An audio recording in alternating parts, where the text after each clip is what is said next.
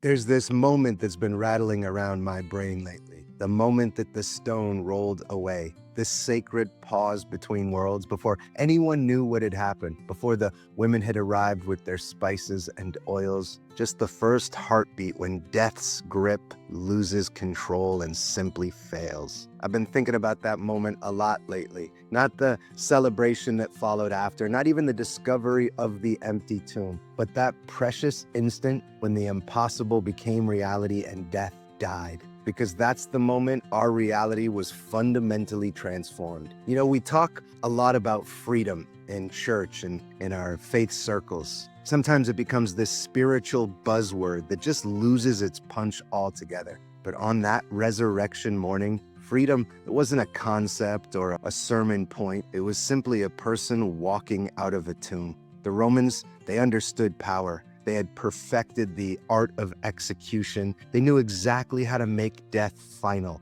how to seal a tomb, how to crush hope. They had a system, and that system worked until it didn't. What must it have felt like in the spiritual realm when death, this thing that held humanity's hostage since the garden, suddenly lost its authority? When the keeper of the keys to that final prison found his kingdom invaded and conquered from the inside. Through scripture, we see God consistently doing something remarkable. He doesn't just solve our problems. He transforms them into something entirely new. Water becomes wine, 5 loaves feed thousands, and most profoundly, death becomes a doorway. Paul writes in 1 Corinthians that, quote, "Death has been swallowed up in victory, not negotiated with, not temporarily suspended, but swallowed up, consumed, defeated." This isn't just hopeful thinking, it's cosmic revolution. And you can feel the shockwaves of that revolution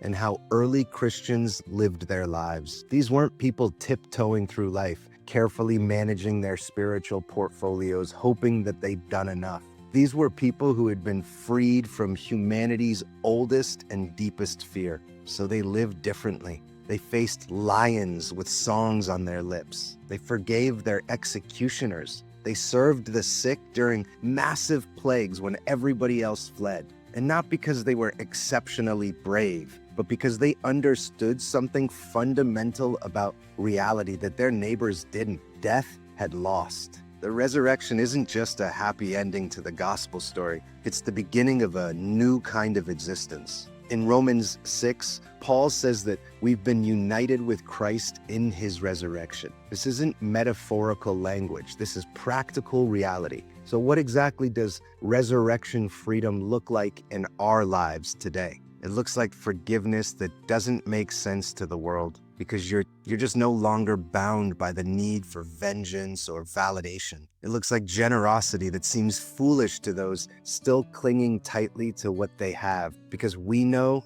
our treasure, it isn't limited to what we can see or hold. It looks like hope that persists in the darkest of seasons. Not naive optimism, but a bone-deep certainty that death and suffering, they don't get the final word. And it looks like courage to step into your calling, even when it's difficult, even when it costs you, because the worst thing that could possibly happen, it's already been defeated. And sometimes this freedom looks like peace in the face of our own mortality. That moment when the doctor says the words that nobody wants to hear. Beneath the very real human fear, there's something solid and unshakable. I love how the Gospel of John describes that first Easter. It says Mary Magdalene came to the tomb while it was still dark. That little detail, it caught my attention. The resurrection happened before anybody saw, before anyone believed it, before the sun had even rose to illuminate it. The work was already done. The victory was already won. The stone was already moving. And perhaps that's exactly where a lot of us find ourselves today.